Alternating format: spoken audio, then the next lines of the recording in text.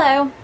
I am doing a video today that is a requested look. I actually been posting photos on Instagram of my pixie cut grow out. As you may or may not know, I actually cut my hair to grow it out. I have no problem with the pixie. I love the pixie. It's not my favorite style on me, even though I know a lot of people really like it and prefer it to what I usually do. But I like having a little more versatility. I prefer my hair around the shoulder length. That said, I'm enjoying this. I'm having a big time with it, and really, like I said, I cut it so that I could grow it out for you guys. So a lot of people have talked about the pixie cut and how it really limits you with styling, and while that may be true to an extent, it also does not limit you in that the grow out stage doesn't have to be as horrible as a lot of people make it out to be. I think one of the things that keeps people from cutting their hair into a pixie, even if they want to, is that they are dreading that grow out stage when you get the little bit of a mullet going. So this little series that I'm going to do here is going to be all about growing your hair out during the pixie cut situation and getting it back to maybe a length you would like, or maybe getting it to a longer length, and ways to handle that. I have got it cut at the very beginning of July, so it is about 2 months old, and this is what it looks like now. These little pieces here desperately need to be cut. I do not intend to cut any of this here. A lot of people will clean it up along the back and then grow the top out in order to grow their pixie out. I'm not going to do that. I've done a lot of research, and what I've opted to do instead is just to cut these little pieces here and to let the rest of this grow over it. And what that's going to do is it's eventually going to catch up and it will become more of an angular bob, and you guys will see that as it happens. But recently I posted a picture of myself on Instagram with a pin curled hairstyle because my hair finally got to a length where I could pin curl it easily. So I wanted to do that for you today.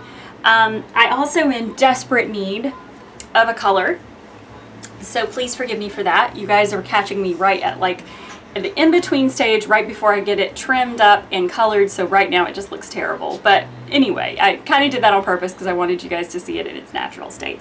This is just out of the shower. It's nice and wet.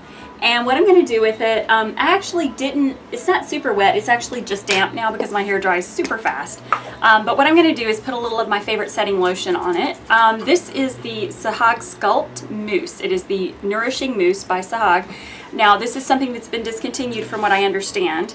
Thankfully, my hairstylist has a nice supply, so I won't be running out anytime soon. But if you can't find this online, because I really do truly feel like in high humidity areas, this is just your fail-safe best styling option. It just holds up to humidity so well. But if you can't find this, you can always use other standard setting lotions such as Lotta Body or Motions Foaming Wrap Lotion. Those are really good ones. So what I've done today is I'm actually just putting the mousse through it. And my hair, like I said, dries super fast, so you'll see me re-wet each individual section as I roll it up. And it won't take very long for it to dry. But what I tend to do, first of all, is kind of start with this piece in the back. I feel like this piece back here has sort of been my nemesis from the beginning. So I always do this piece first, even when if I'm flat ironing it or anything else, I always do this piece first. So I am going to start with this piece. I'm going to make sure it's nice and wet. And then I'm going to roll it over my finger so it's a little loop, roll it down to my scalp, and the setting lotion makes this a lot easier to do. And then I'm just going to clip it flat against my head. I don't know if you can see that or not. Really, because of the short length of my hair, we're not looking for any kind of obvious waterfall effect. We're just wanting the curl to be throughout the little strands. So it really doesn't matter if you're super good with pin curls at this point. You can actually make messy pin curls and they still work. And I'm going to do the piece directly in front of that piece, aiming towards the front of my face. I just aim it over my finger, hold the end so that it doesn't splay out, and then I lay it against my head.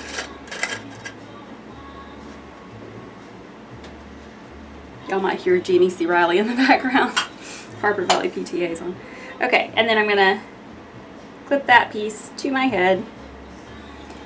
Ta-da! And I'm going to move up to this one. Now these next ones, I like to give them a little bit more body. I like to put them directly up. You can also do rollers, but I feel like that at this point, with the short length of my hair, I feel like that the pin curls do a little better. And what this look is going to end up looking like is going to be sort of similar, and I'm clipping this one inside the curl so you can see it kind of stands over itself.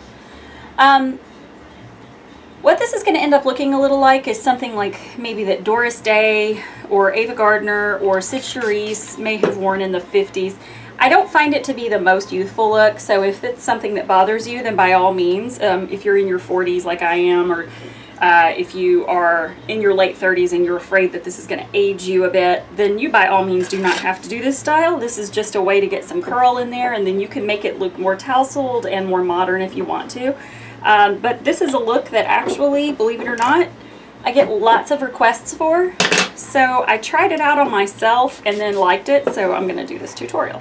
But again, if you don't feel like it's something that makes you look, if you feel like it makes you look older than your age and that bothers you, then don't do it. Do something looser and more freeform. And when I pull my hair forward of my ears, you can see how much it's grown out since I made my first videos with my shorter hair. Look, it's like grown out a lot. All right, and I'm gonna do a couple of pin curls here, but they're not gonna be super tight. Actually, none of these curls will be super tight. No matter how tiny that you feel like the curl looks in the pin curl, it can't be super tight because it doesn't have room to curl over itself. It's only gonna curl once. So you actually get a nice loose curl as opposed to a super tight curl. Now, if you rolled your hair in tiny little foam rollers, then of course it would have a very different look and it would be much tighter.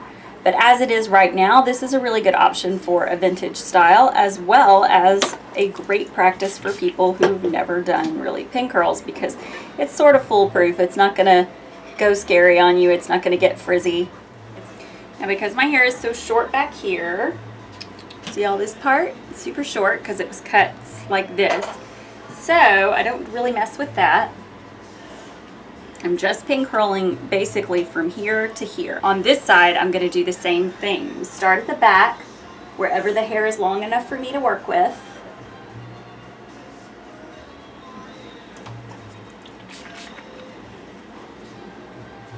And do a pin curl at the crown.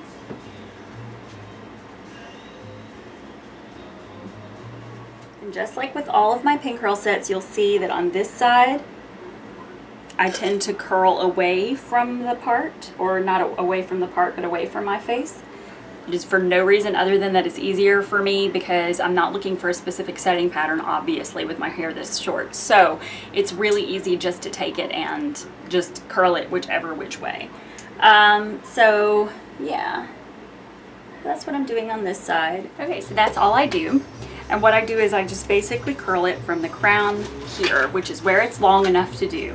And the back of it right here is gonna partly be covered and blended in, but also I can just take a curling iron and kind of bend that under. It's a lot easier to grasp these little fine short hairs with a curling iron. So you'll see the way this turns out when we come back. It's not gonna be perfect because, like I said, these little nape pieces are still very obnoxious, but the general idea will be there. So we'll come back to you later. Okay, so here we are back after the pin curl set has dried, and all I have done for the back is I've just taken a flat iron to it so it's a little less flat. There's no rhyme or reason to this. You can use a curling iron, a flat iron, just something to give the hair a little bit more body and texture. It's actually kind of swept back right now, and you'll see that this will just kind of make the pin curls blend with it a little better. So all I'm going to do now is I just made sure that the pin curls were dry, and I am removing them from their clips. And like you'll see, it looks pretty much exactly like it was bent, the shape it was bent into. There is no tight, really super tight curl or anything like that. It's just a little bit of bend. But the cool thing is that this pin curl set is very forgiving. It doesn't have to be super curly.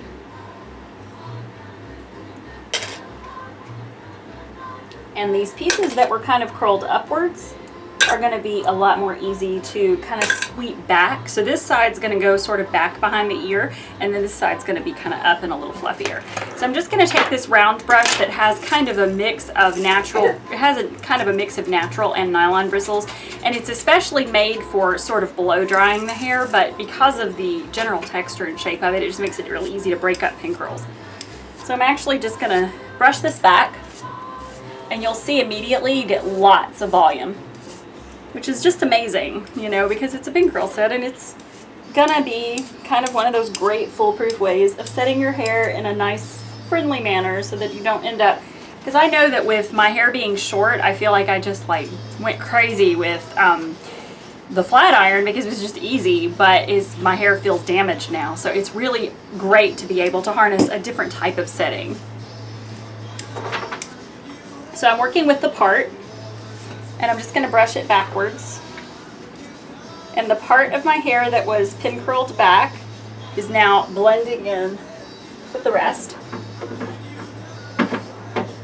And you'll see I have a very nice wave right here, but I like this to look a little more structured. This in itself is actually pretty indicative of a 1950s, oh, you know, I just ran my fingers through my hair and woke up this way. If you'll remember, trying to remember somebody who had their hair like this in the 50s. It was very much sort of a Doris Day. I think Ava Gardner had her hair like this, but you basically just were kind of led to believe that they just ran their hair through it, or hands through it, and it looked like this. Nope, there was a lot more to it than that. And see, this right here would have been kind of harnessed and pushed upward. So what I'm going to do is just sort of show you the way that I kind of harness these curls to make them a little more structured. So I'm going to take this section that's curled upward, and I'm just going to sort of brush it against the side of my head. And then I'm going to take the top and my comb, and I have just a teasing comb here. I'm going to push the top back and just sort of lend some volume to the back. Push it up a little with my hands and spray it in place. And then with this portion, I'm going to take it and sort of push it into some more structured curls. So there's one. Here's another.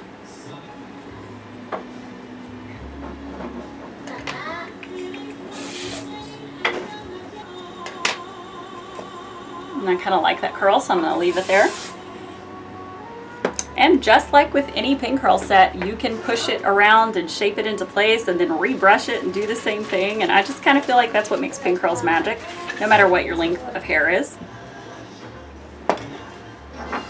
So now I've got my lift and my waves are a little more defined. I'm going to go ahead and spray them.